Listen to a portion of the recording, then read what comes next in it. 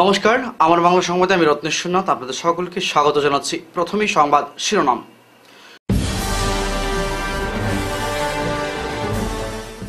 দুই সন্তানের জননীকে ধর্ষণের চেষ্টা, ঘুরে বেড়াচ্ছে অভিযুক্ত।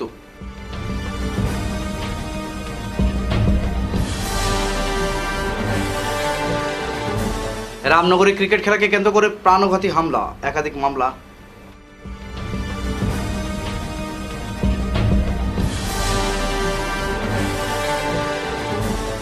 3 ফেব্রুয়ারি থেকে বৈদিক মহাযজ্ঞ, 5 দিনের উৎসবের প্রস্তুতি তুঙ্গে।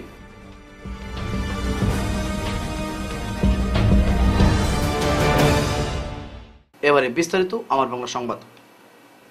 ঘরে ঢুকে দুই সন্তানের জননীকে ধর্ষণ করে অ্যাসিড ঢেলে হত্যার চেষ্টা, অভিযুক্তকে গ্রেফতার না করায় ক্ষোভ। চাঞ্চল্যকর ঘটনাটি ঘটেছে ধনাই থানার অধীনস্থ ভাগা রাজঘাটে। দুই সন্তানের জননীকে প্রতিবেশী বদরুল ইসলাম ওরফে পুতুল নামের এক লম্পট যুবক গত 22 জানুয়ারি রাতে স্বামী বাড়িতে না থাকার সুযোগ নিয়ে ঘরে ঢুকে হাত পা বেঁধে দুই সন্তানের সামনে ধর্ষণ করে বলে অভিযোগ। ঘটনার পর ওই যুবক মহিলার স্বামীকে ফোন করে বিষয়টি জানায়। তৎক্ষণাৎ ঘটনাস্থলে ছুটে আসেন ওই মহিলার স্বামী। তিনি যখন পৌঁছন তখন তার 6 বছরের ছেলে ঘটনাটি জানায়। আশঙ্কাজনক অবস্থায় ওই মহিলাকে শিলচর মেডিকেল কলেজে নিয়ে যাওয়া হয়। বর্তমানে চলছে তার চিকিৎসা। অ্যাসিড হামলায় মহিলার শরীরে প্রায় 70% পুড়ে গেছে। গত 23 জানুয়ারি এ নিয়ে ধলাই থানায় মামলা দায়ের করলেও পুলিশ আজ অবধি অভিযুক্তকে গ্রেফতার করেনি। এ নিয়ে নির্যাতিতার স্বামী মুখ্যমন্ত্রীর দৃষ্টি আকর্ষণ করে ধর্ষকের বিরুদ্ধে ব্যবস্থা নেওয়ার দাবি জানিয়েছেন। গ্রামের ছেলে একটা লম্বার চাইছে আমার ওয়াইফের কাছে। ছেলেটা হইল বদরুল ইসলাম লস্কর, এমনি ডাকনাম ডাকেন তারে ফুতুল। তখন আমার ওয়াইফে কইছেন তোমার আমি নম্বর এখানে দিতাম না, আমি দিতাম পারতাম। এই সমস্ত কাজটাই একটা গালাগালি হয়ে গেছে। হওয়ার পরে যাইতে কইছে শিখাইতো। পরের দিন রাত্রে দরজা ভাঙ্গিয়া এই আমার বউরে খারাপ কাজ করছে। করার পরে আমারও 11:30টার সময় কল গেছে। যাওয়ার পরে যে আমার ফোন মারছে, যে কইছে তোমার বেটি মরি যার, তুমি বাঁচাও। ইয়া ইমার্জেন্সি আইসি। আইয়া আমার আশপাশ মানুষটা কিছু ডাকিয়া দিয়েছি, হাত পাও বান্ধা, মুখও বান্ধা, আর আমার বড় ছেলেটা খান্দে। তখন আমার ছেলেরে জিকাইছি বলে বাবা আমার গরু খেয়ে আসলো। কুয়া কইছে বাবা বাইকালা ফুতুল। শাসন মানুষ কইলে যে হসপিটাল নেও আগে নিয়ে মানুষকে ট্রিটমেন্ট করো। তখন আমি আইসি, পুলিশও আইয়া ইনফরমেশন দিয়া হসপিটাল নিছি। নেওয়ার পরে আমি আমার ওয়াইফরে জিকাইছি বলে কিলা কিতা। তখন আমার ওয়াইফে কইছে যে বদরুল ইসলাম লস্কর রেফ করছে। আর এইটা তো গার মধ্যে ফেলাইলে একদম বিষাক্তক বোতল। যে 1 ফুট ডাক্তারে কইছেন যে 1 ফুটা ভিতরে গেলে মানে মানুষ মরব। শৈল্য যে যে জায়গার মধ্যে পড়ছে এই জায়গা একদম জ্বলিয়া বরবাদ। এফআইআর তো পরের দিন ইয়া করছি, 23 তারিখ 9টার সময় এফআইআর করছি। এখনও প্রশাসনে যে আসামি অ্যারেস্ট করেন না, ওপেন হিসাবে ঘুরে আরো ধমকি দামকি দেয় আমরা বাড়ির কিনারে গিয়া। রামনগরের রামকৃষ্ণ পেট্রোল পাম্পের বিপরীতে বুধবার হঠাৎ 6 জনের দলবদ্ধ আক্রমণের শিকার হয়ে গুরুতর আহত হলেন তারাপুর পঞ্চমগণ্ডের বাসিন্দা ফারুক উদ্দিন লস্কর। ঘটনাকে কেন্দ্র করে তারাপুর থানায় একটি মামলা দায়ের করে ঘটনার সুবিচার প্রার্থনা করেছেন তিনি। পুরো ঘটনাটি নিয়ে আহত ফারুক উদ্দিনের ভাতিজা আজহার উদ্দিন লস্কর জানান, গত 22 জানুয়ারি রামনগর এলাকায় ক্রিকেট খেলাকে কেন্দ্র করে আজহার উদ্দিন লস্কর ও সাইদুল আলম বড়ভূইয়ার মধ্যে কোনো একটি বিষয় নিয়ে তর্ক বিতর্কের সৃষ্টি হয়। স্থানীয়রা দুজনকে বুঝিয়ে বিষয়টি মীমাংসা করে দেন। আজহার উদ্দিন লস্কর ঘরে ফিরে যান। কিছুক্ষণ পর সাইদুল আলম বড়ভূইয়া তার সঙ্গীরা অস্ত্রশস্ত্র নিয়ে আজহার উদ্দিন লস্করের উপর প্রাণঘাতী হামলা চালায়। আজহার উদ্দিন কোনোভাবে নিজের প্রাণ রক্ষা করে তারাপুর থানায় একটি মামলা দায়ের করেন। মামলার উপর ভিত্তি করে তারাপুর পুলিশ তদন্ত করতে এলাকায় পৌঁছলে অভিযুক্তরা মামলা মোকদ্দমাকে ভয় পায় না এবং 2-3 জনকে হত্যা করে থানায় আত্মসমর্পণ করবে বলে পুলিশকে সাফ জানিয়েছে বলে অভিযোগ আজহার উদ্দিন লস্করের। এদিকে তারাপুর থানার আইসি স্থানীয় এপি সদস্য আতাউর রহমান বড়ভূইয়াকে পাঠিয়ে উভয় পক্ষের সঙ্গে আলোচনা করে বিষয়টির মীমাংসা করার প্রয়াস করলেও কোনো লাভ হয়নি। বুধবার ফারুক উদ্দিন লস্কর স্থানীয় একটি দোকানে গেলে অভিযুক্তরা তাকে দলবদ্ধ হয়ে তার বাহন ভাঙচুর করার পাশাপাশি প্রাণঘাতী আক্রমণ চালায়। তিনি গুরুতর আঘাতপ্রাপ্ত হন। ঘটনাকে কেন্দ্র করে তড়িঘড়ি খবর থানায় দিলে তারাপুর পুলিশ ঘটনাস্থলে পৌঁছে আহত ফারুককে উদ্ধার করে থানায় নিয়ে আসে। এদিকে প্রাণঘাতী হামলার ঘটনায় জড়িত করিমউদ্দিন বড়ভূইয়া, শিপন আহমেদ বড়ভূইয়া, হুসেন আহমেদ বড়ভূইয়া, শাহিদুল আলম বড়ভূইয়া, সৈফুদ্দিন বড়ভূইয়া ও কুতুবউদ্দিন বড়ভূইয়া নামের 6 জনের অভিযুক্ত করে থানায় একটি মামলা দায়ের করে দোষীদের দৃষ্টান্তমূলক ব্যবস্থা গ্রহণের আর্জি জানিয়েছেন আজহার উদ্দিন লস্কর ও তার কাকু ফারুক উদ্দিন লস্কর। বিষয়টি নিয়ে কাছাড়ের পুলিশ সুপার নোমান মাহাতোর দৃষ্টি আকর্ষণ করেছেন তারা। বন্ধু একটা ক্রিকেট খেলা লইয়া কথা কাটাকাটি হয়েছিল আমার সাইদুল আলম বড়ভাইয়ার লগে। তারপরে এটা সামাজিক মাধ্যমে মানুষে কইছে না এটা কিছু না, যাও কি তোমরা করো। যখন আমি গরো ঢুকছি তারা হাতের উতেল লইয়া আক্রমণ করছেন আমরা করার পরে আমরা একটা তারাপুর আইয়ত একটা এফআইআর করছি আমরা তারার নামে। এফআইআর করার পরে পুলিশ ইনভেস্টিগেশনও গেছে। পুলিশে তারা কইছে যে তারা কেস ডরায় না, তারা আমরা 2-3 জনে মার্ডার করিয়া আইয়া এখানে আত্মসমর্থন করব। তারাপুর আইসি স্যারে আমরা এপি আতাউর রহমান বড় ভাইয়ারে আমার পাঠাইছেন, যেটা একটা সমাজ মানে একটা সামাজিকভাবে বিচার করে শেষ করে দিবার লাগি। আতাউর রহমান বড় ভাইয়া গেছে, তার বাসাতে গেছে, আমার বাসাতে গেছে। আজকে সকালে আতাউর রহমান আমরা বাইরে গিয়ে কইছে যে তারা বিচার মানে না। আমার কাকু ফারুক আহমেদ বড় ভাইয়া পাঞ্জাব হোটেলের সামনে এখানে শিবঘরাত আসলা S11G 5734 গাড়িটা নিয়ে হাতিয়ার উতেল নিয়ে গিয়ে তানে অ্যাটাক করছে। তারা করছে শিপন আহমেদ বড় ভাইয়া, করিম আহমেদ বড় ভাইয়া, হুসেন আহমেদ বড় ভাইয়া তার ছেলে পাপন, আর মানিক আহমেদ বড় ভাইয়ার ছেলে লোকে শাহিদুল আলম। বিগত কিছুদিন আগে তার ডাকসও জড়িত আছে, এটা আমরা জানি। তারাপুর আইও স্যারেও তার গাড়ির নম্বর দিকে শনাক্ত করছেন। ওই যে শাহিদুল আলম বড় ভাইয়া আর শিপন আহমেদ বড় ভাইয়া পিস্তল লইয়া ঘুরাফিরা করে আমারে মারার লাগিন বা তারা মারার লাগিন। আজকে সকালে আমার কাকুরে মারপিট করছেন তারা, করার পরে এরপরে আমরা মানে পাম্পতিন উদ্ধার করিয়া আনছি ঘরের সামনে। আওয়ার পরে এর বাদেও তারা হিরিবার আতিয়ার উতিয়ার লইয়া আমরা অ্যাটাক করছেন। এরপরে আমরা গাড়িটা ভাঙছি আমরা ঘরের সামনে আইয়া। এরপরে আমরা প্রাণ রক্ষা করতাম করিয়া আমরা দৌড়িয়া ঘরে ঢুকি গেছি। তারপর আইসি সেকেন্ড অফিসারে ফোন করছি আমরা, স্যার গেছেন গিয়ে আমরা উদ্ধার করে এখান থেকে এখানে নিয়ে আইসি। ভিকটিম গুলা শাস্তি চাই, তারা প্রায় সময় থেকে নিলে দাগ। 121 দেবতার প্রাণ প্রতিষ্ঠা ও ষোলপ্রহর হরিনাম সংকীর্তন সহ ধর্মীয় অনুষ্ঠানের মাধ্যমে ভগবান শ্রী বিষ্ণুর দ্বাদশ অবতারের বৈদিক মহাযজ্ঞ আগামী 3 ফেব্রুয়ারি থেকে শুরু হবে। বুধবার শহরতলির চিবিটাবিচিয়া এলাকায় আয়োজিত এক সাংবাদিক সম্মেলনে উদ্যোক্তারা জানান, গ্রামবাসীদের সম্মিলিত প্রচেষ্টায় প্রথমবারের মতো ভগবান শ্রী বিষ্ণুর 12 অবতারের মহাযজ্ঞের আয়োজন করা হয়েছে। 5 দিনের এই ধার্মিক অনুষ্ঠানকে ঘিরে চিবিটাবিচিয়ায় জসিরকুনা গ্রামে জোর প্রস্তুতি চলছে। বিশ্ব শান্তি কামনার উদ্দেশ্যেই এই মহাযজ্ঞের আয়োজন করা হয়েছে বলে তারা জানিয়েছেন। 3 ফেব্রুয়ারি জলযাত্রা, গঙ্গা পূজা, 121 দেবতার প্রাণ প্রতিষ্ঠা সহ অধিবাসের মাধ্যমে অনুষ্ঠানের সূচনা হবে। 5 দিনের এই অনুষ্ঠান শ্রীকৃষ্ণলীলা ও রাসলীলা সহ বৈদিক মহাযজ্ঞ, পূর্ণাহুতি, অখণ্ড রামায়ণ পাঠ, শিব মহাপুরাণ, শ্রীবিষ্ণুর অজস্র নামজপ, ভগবত পাঠ ইত্যাদি বিভিন্ন অনুষ্ঠান রাখা হয়েছে। এছাড়াও মহাযজ্ঞ চলাকালীন ভক্তদের মধ্যে মহাপ্রসাদের ব্যবস্থা করা হবে। ধর্মীয় এই মহাযজ্ঞে গোটা উপত্যকা সহ রাজ্যের বিভিন্ন প্রান্ত থেকে প্রতিদিন 35 থেকে 40 হাজার ভক্তের সমাগম ঘটবে বলেও জানিয়েছেন উদ্যোক্তারা। বৃহৎ আকারের এই ধর্মীয় অনুষ্ঠানকে সফল ও সার্থক করে তুলতে সকলের সহযোগিতা কামনা করছেন আয়োজকেরা। সাংবাদিক সম্মেলনে বরখলার প্রাক্তন বিধায়ক কিশোর নাথ, হরিনাম সংকীর্তন কমিটির সভাপতি শঙ্কুদেব, সহ সভাপতি মিন্টু দাস, সম্পাদক বিট্টু রায়, সাধারণ সম্পাদক মিটন নমশূদ্র, পরিচালক হীরালাল কুমার ও সহ পরিচালক শ্যামলন্দী রায় সহ কমিটির অন্যান্য সদস্যরাও উপস্থিত ছিলেন। এই ব্যাপারে আমি বলতে চাইছি যে আমাদের বরখলা সমষ্টির তাপাং মণ্ডলে এবং চিবিটাবিচিয়াই গ্রামে প্রথমবারের মতো এই এত বড় একটা পূজা অনুষ্ঠান হচ্ছে, বিষ্ণু ভগবানের দ্বাদশ অবতারের বৈদিক মহাযজ্ঞ। আর এইভাবে এত বড় উদ্যোগ আমি কোনোদিন শুনি নাই বা দেখিও নাই। আর এই গ্রামে চিবিটাবিচিয়ায় এই গ্রামে যে আমাদের হীরালাল কুমার, উনি আমাকে এই খবরটা দিয়েছেন এবং এই কমিটির সকল সদস্যকে আমি ধন্যবাদ দিচ্ছি যে ওনারা আমাকে আমন্ত্রণ করেছেন এই মহাযজ্ঞতে। আজকে আমি এসেছিলাম এখানে মহাযজ্ঞের কি অনুষ্ঠানটা কিভাবে ঠিক করা হচ্ছে, প্যান্ডেল বানানো চলছে ইতিমধ্যে, সেগুলো দেখতে এসেছিলাম। আর এসে ওনাদের সঙ্গে কথা বলে সেটা বুঝতে পারলাম যে 121টা মূর্তি দিয়ে যে উৎসবটা ওনারা করতে যাচ্ছেন, সত্যিকারে সেটা একটা মানে ওনাদেরকে সেই হিসাবে একটা ধন্যবাদ দিতে লাগে যে এত বড় একটা উদ্যোগ নিয়েছেন। আর সেটার জন্য আমি জিজ্ঞেস করতে জানতে পারলাম যে এত বড় উদ্যোগটা নেওয়ার কারণটা হলো যে বিশ্ব শান্তির জন্য। সঙ্গে আমরা ওটাই বলেছি যে শুধু বিশ্ব কেন, আমাদের বরখলা, বরাক, সঙ্গে বিশ্ব সবার শান্তির জন্যই এত বড় একটা যজ্ঞ করা হচ্ছে, একটা অনুষ্ঠান করা হচ্ছে। সেই অনুষ্ঠানটা ফেব্রুয়ারি 3 তারিখ থেকে শুরু হবে এবং 6 তারিখ পর্যন্ত চলবে।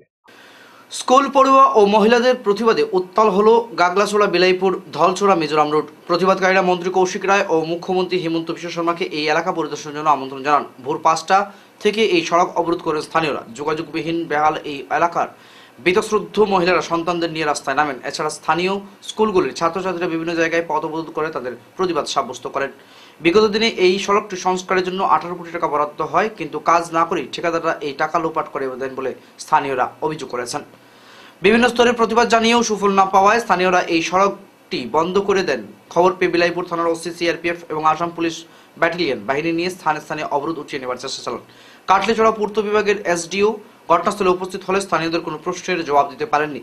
স্থানীয় জনগণদের স্পষ্ট বক্তব্য, 15 দিনের মধ্যে যদি কাজ না হয় তাহলে তারা আবার বৃহৎ আন্দোলনে नामবেন। इस सड़क को यहाँ से हम लोग का सोमारकुनासु फाइसन बॉर्डर जो है मिजोरम बॉर्डर, इस बॉर्डर को 18 करोड़ 92 लाख रुपया सेंक्शन हुआ है, लेकिन इस काम को तो ऐसा हुआ नहीं है। 2 महीना नहीं गया है, मतलब ये रास्ता पूरा टूट गया है। लेकिन हम लोग सुना है शबनम ट्रेडर्स बोल के टू कॉन्ट्रैक्टर को काम मिला है, वो यहाँ पे गुवाहाटी में बैठता है, गुवाहाटी में बैठ के यहाँ के सब कॉन्ट्रैक्टर को दे देता है, और इसलिए हम लोग का यहाँ पे काम अच्छे से नहीं होता है।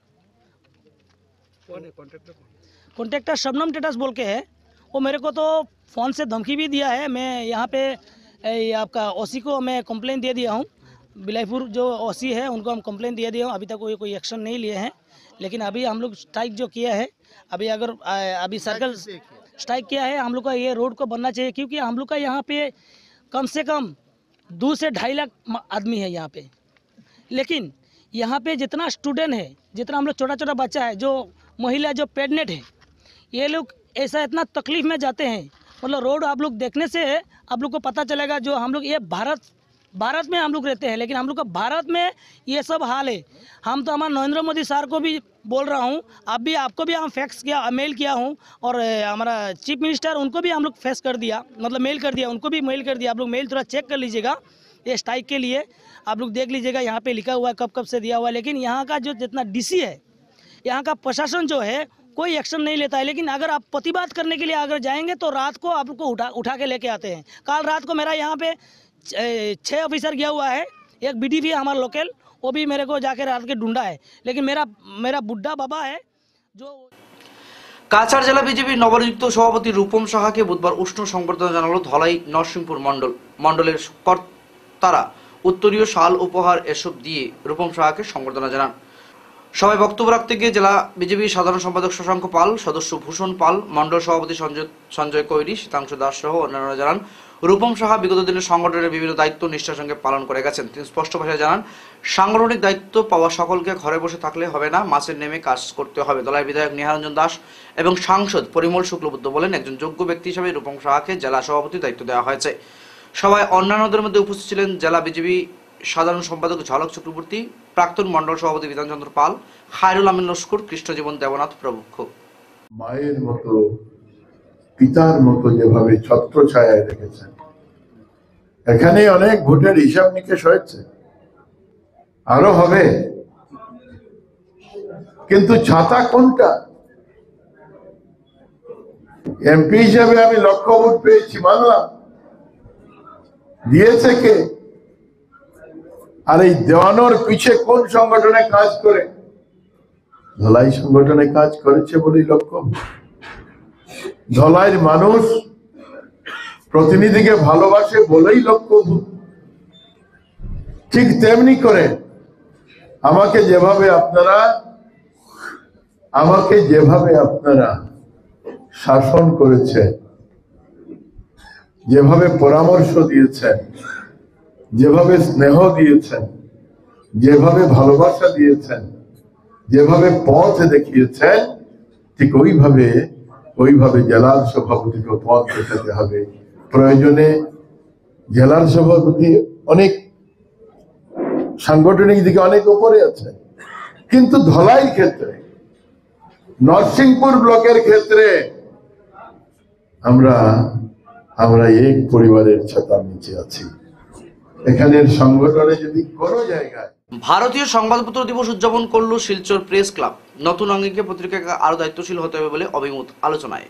ভারতীয় সংবাদপত্র 245 বছরের যে গৌরবময় অধ্যায় রয়েছে সেটিকে কোনো অবস্থায় অক্ষুণ্ণ রাখতে হবে। সকল প্রতিকূলতা প্রতিবন্ধকতা কাটিয়ে সংবাদপত্র পাঠক পাঠিকদের কাছে গ্রহণযোগ্যতা বজায় রাখতে সক্ষম হবে। পত্রিকা প্রতিষ্ঠানকে অবশ্যই এ ব্যাপারে আরো দায়িত্বশীল ভূমিকা পালন করতে হবে। বুধবার ভারতীয় সংবাদপত্র দিবস উদযাপন উপলক্ষে শিলচর প্রেস ক্লাব আয়োজিত অনুষ্ঠানে এরকম বিভিন্ন গুরুত্বপূর্ণ কথা আলোচিত হয়। আলোচনার বিষয় ছিল সময়ের প্রেক্ষাপটে খবরের কাগজ, বৈশিষ্ট্য ও গুরুত্ব।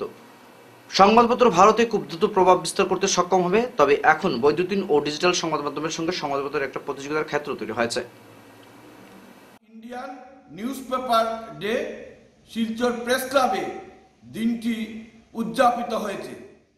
নির্ধারিত আলোচনার বিষয় ছিল সময়ের প্রেক্ষাপটে খবরের কাগজ, বৈশিষ্ট্য অগুরুত্ব।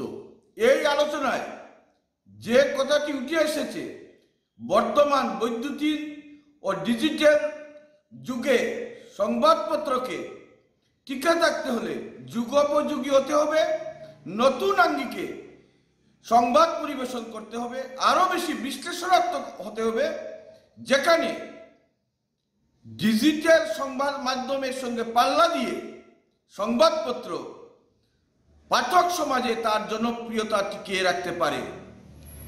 1780 খ্রিস্টাব্দে জেমস অগাস্টাস হিকি নামে একজন আইরিশ ব্যক্তিত্ব প্রথম ভারতবর্ষে সংবাদপত্র প্রকাশ করেছিলেন। এর মধ্য দিয়ে ভারতীয় সংবাদপত্র আজ 245 বছরের গৌরবময় ইতিহাস তৈরি করেছে। দেখা গিয়েছে যে এই সময়ে ভারতীয় সংবাদপত্র অত্যন্ত শক্তিশালী ভূমিকায় অবতীর্ণ হয়েছে। রাষ্ট্রের বিভিন্ন দিক নির্দেশ দিয়েছে সংবাদপত্র। রাষ্ট্র বিভিন্ন নীতি পরিবর্তন করতে বাধ্য হয়েছে। সংবাদপত্র যে জনমত তৈরি করেছে, এর কাছে রাষ্ট্রশক্তি বিভিন্ন সময় তার মাথা নত করতে বাধ্য হয়েছে। সুরানা মোটরস থেকে গাড়ি কিনে বিভাগে কালাইনের যুবক, ওয়ারেন্টি থাকা সত্ত্বেও মিলছে না সুবিধা। জানা যায় কালাইনের বদরুল ইসলাম বলবেন আমাকে এক যুবক 2021 সালে শিলচর সুরানা মোটরস থেকে একটি টিপার গাড়ি ক্রয় করেন। গাড়িটি ক্রয় করার সময় 5 বছরের ওয়ারেন্টি দেওয়া হয়েছে, কিন্তু বিগত 3 দিন থেকে উনার গাড়িটি মেঘালয়ের রাতাচলা এলাকায় খারাপ হয়। তখন তিনি নিকটবর্তী কালাইন সুরানা মোটরসকে মেকানিক্স ডাকার জন্য গিয়েছিলেন। তখন তাকে বলা হয় যে রাতাচলাতে যাওয়ার মতো তাদের এখানে কোনো মেকানিক্স নেই। গাড়িটি তাদের এখানে নিয়ে আসার জন্য বলা হলো।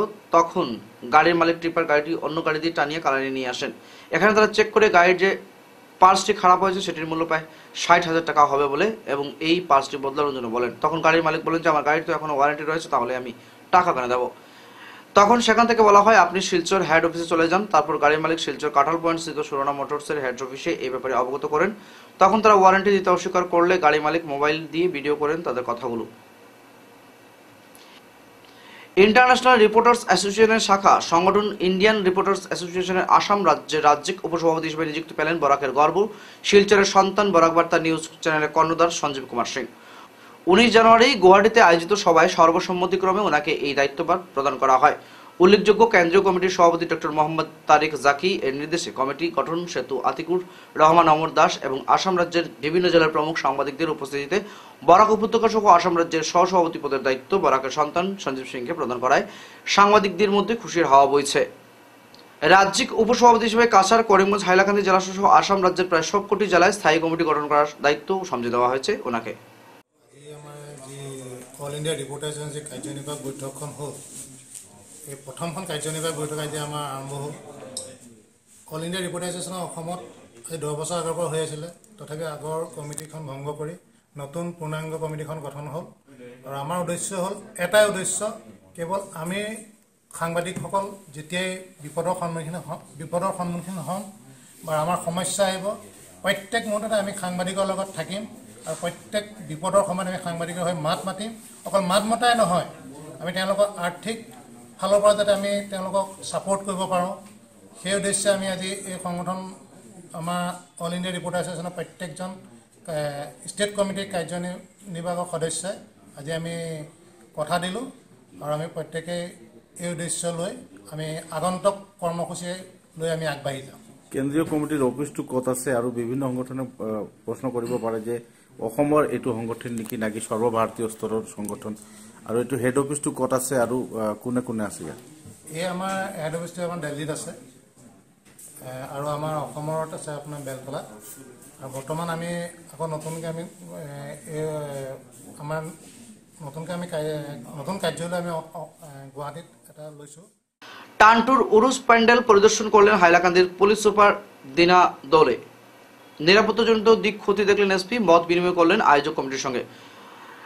গাড়ির উপরে কেউ চড়ে আসতে পারবে না, গাড়ির উপরে লাগিয়ে মাইক বাজানো যাবে না, কড়া নির্দেশ এসপির। গাড়ির উপরে উঠে এলে 5 গ্রাম তথা হাইলাকান্দি প্রবেশের মুখেই তাদের নামিয়ে দেওয়া হবে বলে আয়োজক কমিটিকে এই বার্তা ছড়িয়ে দেওয়ার নির্দেশ দিলেন পুলিশ সুপার লিনা দুলে। আগামী 30 জানুয়ারি বৃহস্পতিবার টানটুর দরবার শরীফে অনুষ্ঠিত হবে উরুস মাহফিল।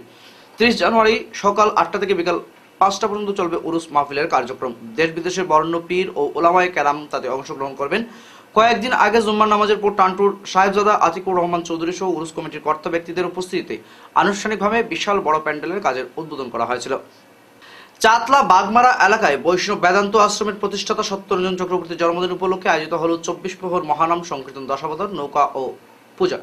গত শুক্রবার অধিবাস কীর্তনের মাধ্যমে এই সূচনা করা হয় এবং 24 প্রহর কীর্তন শেষে মঙ্গলবার নগর পরিক্রমা, দধিবন্ডন এবং মহন্ত বিদায়ের মাধ্যমে অনুষ্ঠানের সমাপ্তি ঘটে। প্রায় 30,000 মানুষের সমাগমে উৎসব আনন্দমুখর পরিবেশের সৃষ্টি হয়। সংবাদ মাধ্যমের সঙ্গে কথা বলতে গিয়ে সত্যরঞ্জন চক্রবর্তী জানান, বর্তমানে হিন্দুদের একত্রিত হওয়ার সময় এসেছে, তাই হিন্দুদের এই ঐক্য গড়ে তোলার লক্ষ্যেই এই আয়োজন। সব জায়গায় মিলে কীর্তন করা হয় এবং একতালে আইবার জন্য করা হইতেছে। ভেদাভেদ রাখা হয় না এবং প্রকৃত সত্য হলো সনাতন ধর্ম।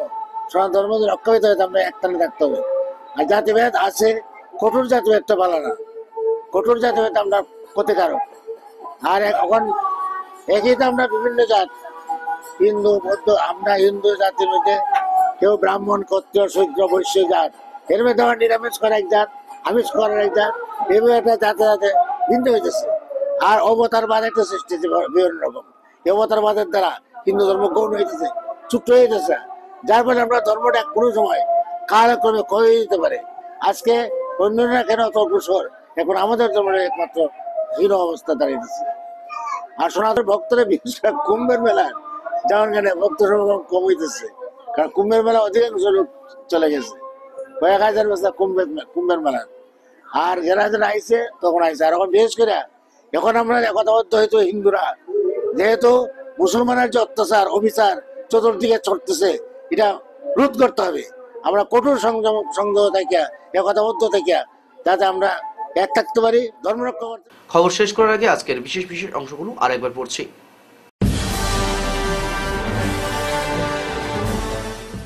দুই সন্তানের জননীকে দর্শনের চেষ্টা, ঘুরে বেড়াচ্ছে অভিযুক্ত।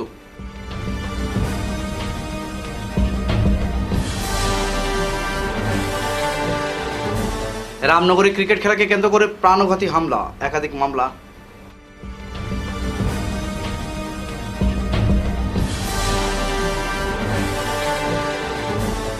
তিন ফেব্রুয়ারি থেকে বৈদিক মহাযজ্ঞ, 5 দিনের উৎসবের প্রস্তুতি তুঙ্গে।